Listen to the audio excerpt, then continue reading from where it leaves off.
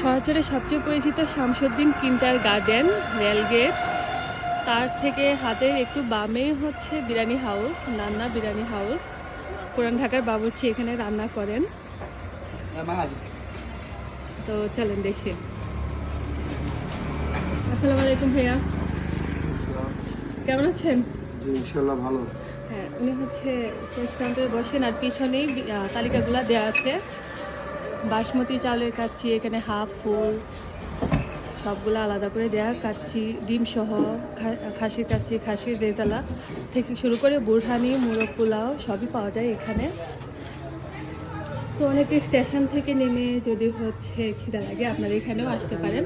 অনেক সুন্দর ছোট একটা জায়গা, বাট অনেক গুছানো, নিরিবিলি। আবার খাবারও খুবই ভালো হয়েছে, আমি খেলাম মাত্র। তো এখানে এসে খেতে পারেন।